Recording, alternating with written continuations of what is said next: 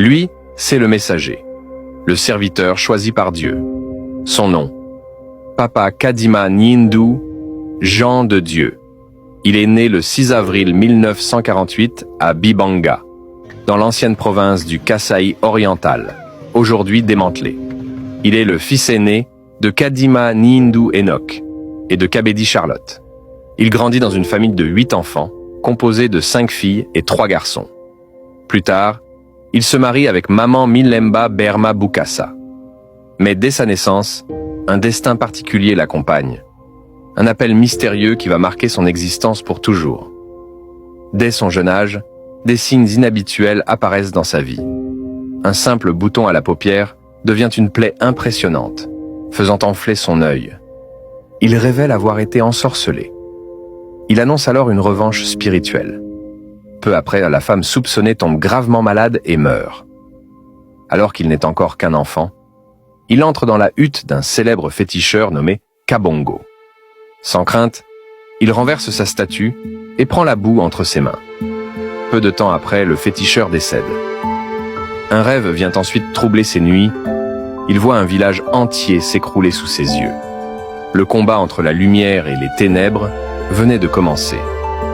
À l'adolescence, Papa Kadima traverse une période troublée.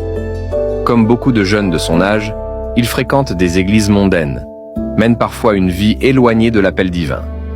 Mais, à chaque faute, son cœur est saisi de profonds remords. L'injustice sociale qu'il observe parmi ses collègues le pousse un jour à quitter son travail à la Kadesa. Il part pour Mweneditu, en quête de réponse. Là où il rencontre Papa Mbikayi André, l'homme qui allait être déterminant pour son avenir spirituel. Peu après, des songes prophétiques bouleversent son quotidien. Dans un rêve étrange, il se voit endormi près d'un énorme serpent. Tentant de le neutraliser, il réalise qu'il est en train d'étrangler son épouse, Maman Mitonga. Il comprend que sa femme est sous une forte influence spirituelle néfaste. Dans un autre rêve, il est attaqué par 4 femmes armées de pilons. À son réveil, il se trouve mystérieusement hors de sa maison, sans savoir comment il en est sorti. Convaincu que sa vie est menacée, il décide de se séparer. Le 2 juillet 1972, il épouse Maman Milemba Berma Bukasa, qui l'accompagnera fidèlement dans sa mission. De 1971 à 1974, sous la direction de Papa Mbikayi, il est formé, instruit et fortifié dans la foi.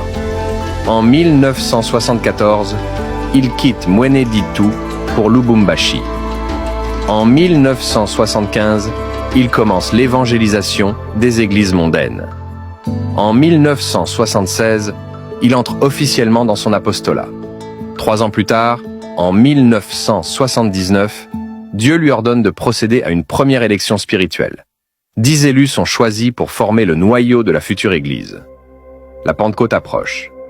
À Lubumbashi, 2 promotions d'élus sont constituées, formant ensemble les 41 premiers chrétiens, de ce qui sera appelé la première génération. Le 28 février 1982, la Pentecôte descend, signe visible du choix divin. Ce jour-là, Dieu change son nom. Kadima Musanjila. Nzambi devient Kadima Mulaya, ce qui signifie Kadima la promesse.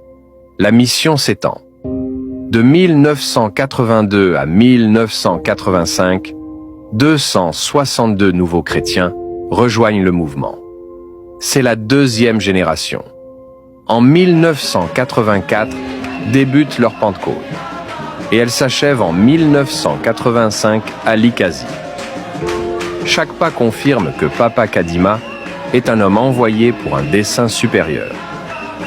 Entre 1986 et 1996, une 3e génération émerge. Plus de 6700 croyants se rassemblent sous son leadership. La Pentecôte de cette génération commence en 1990 à Kolwezi et s'achève en 1996 à Ilebo. Ce fut une décennie de grande moisson spirituelle, marquée par l'expansion rapide de l'Église universelle de Jésus-Christ. La 4e génération naît en 1999 à Kolwezi. Elle se poursuit jusqu'en 2005, dans la ville de Bukavu. alors que Papa Kadima est encore vivant. Le nombre exact des chrétiens de cette génération reste inconnu, mais ils sont des milliers à avoir entendu et accepté le message du royaume. Papa Kadima Nyindu, Jean de Dieu, connu également sous le nom de Kadima Moulaya, n'est plus de ce monde. Mais son héritage demeure vivant. Par son obéissance, sa persévérance et son amour pour Dieu, il a conduit l'Église à travers 4 générations de vie, en leur transmettant une foi inébranlable et une révélation pure du royaume des cieux. Aujourd'hui, en retraçant son parcours, nous honorons la mémoire d'un véritable serviteur de Dieu. Sa lumière continue d'éclairer le chemin de ceux qui cherchent la vérité. Car il fut, il est et il demeurera pour toujours le messager de l'Église universelle de Jésus-Christ.